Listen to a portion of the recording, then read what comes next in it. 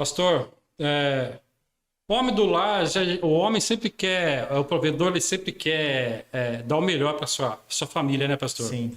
Ele quer, às vezes, ele vai lá, financia uma casa, vai lá, financia um carro e, do decorrer disso, ele perde o emprego ou surge algum problema e não consegue arcar com essas responsabilidades. Aí começa a gerar aquele problema dentro de casa. Eu te avisei, a mulher fala, eu te avisei que não era para fazer isso. E aí começa a rolar aquele problema na família. Além de ter o problema financeiro, É. tem o problema na família. E como lidar com isso, pastor? Como lidar com a situação financeira ali de um empréstimo ou de um financiamento, com a mulher, com a família? Como lidar com isso?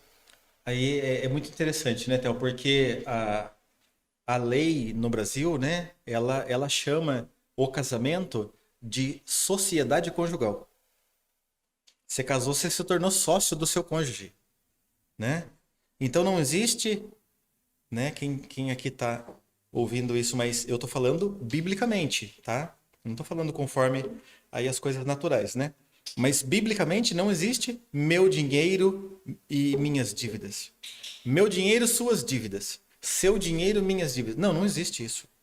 O casal, né? O marido é sócio da esposa. A esposa é sócia do marido. Então, o problema financeiro é do casal, não é do marido, não é da esposa. O problema financeiro é do casal. Então, ali, quando começa a surgir, às vezes, um problema de relacionamento, alguma coisa, por conta das dívidas, é porque esse casal não está compreendendo isso, né? Então, por exemplo, quando eu passei por um período de dívidas, né? Theo, se eu contar, eu não posso falar números aqui, porque se eu contar para as pessoas o quanto chegou a minha dívida em bola de neve, as pessoas vão se escandalizar, né? E podem achar que eu estou mentindo, que para fazer dívida desse tamanho é necessário, né? Mas é bola de neve, juro sobre juro, né? Juros sobre cartão de crédito, juros sobre limite de cheque especial, que são os juros mais abusivos que existem, né? Então a minha dívida chegou em volume muito alto. E nesse tempo, né, a minha esposa, aí um dia vai passar o cartão no mercado e não consegue, né? Porque o crédito ali rompeu, não tem mais. E aí, então, o casal ele tem que estar junto nisso, né? Quando vocês casaram, vocês não falaram na alegria e na tristeza, né? Não é? Então, não é na alegria e na tristeza? Então, nosso dinheiro, nossas dívidas. Biblicamente é isso. Tem que ser assim. Então, o marido. E outra coisa, né? Tem que saber discernir aí. Por exemplo, eu nunca fiz dívidas para ter um status, para ostentar, mas eu fiz dívidas por uma má administração da minha empresa, né?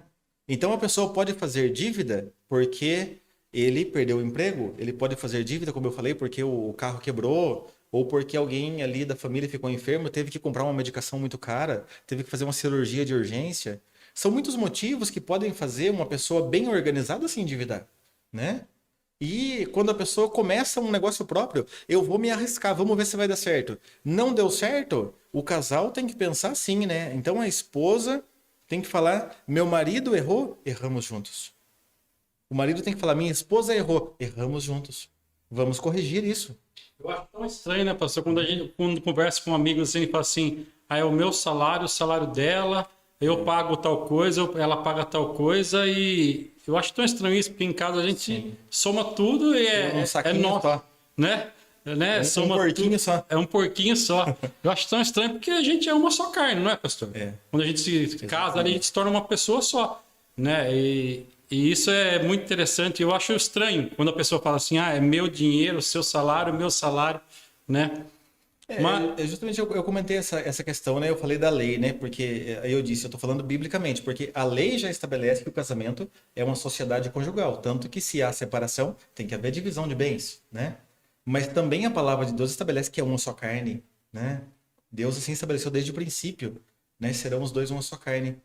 E então o casal sendo uma só carne, como que a esposa vai estar feliz com o marido não dormindo de tanta dívida? Como que o marido vai estar feliz e a esposa dele ali? Só que aí temos que compreender também o outro lado da coisa aí, né? O casamento tem que ser uma parceria, né? sim. Porque um não pode ganhar e o outro gastar só. Um só ganha e o outro só gasta, né? Não, isso não é um casamento bem sucedido, né? Então a tendência aí é, por exemplo, um dos dois está sempre pagando dívida que o outro fez porque gastou muito. Né? Se a gente voltar atrás lá naquela pergunta, né?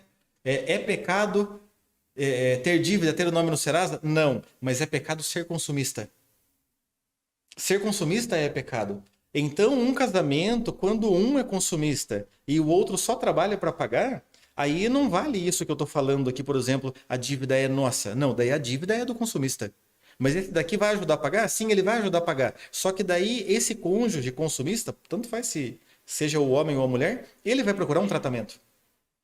Ele tem que procurar um tratamento, né, para ele parar de gastar aquilo que não tem. Porque ninguém pode gastar o que não tem, não é verdade?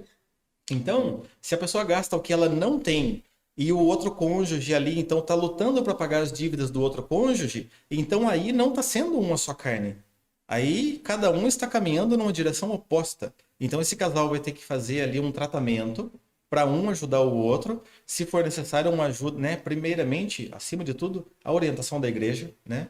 A orientação aí dos pastores, dos líderes da igreja, mas se for necessário uma orientação psicológica, terapêutica, para que a pessoa aprenda a não gastar aquilo que ela não tem para gastar.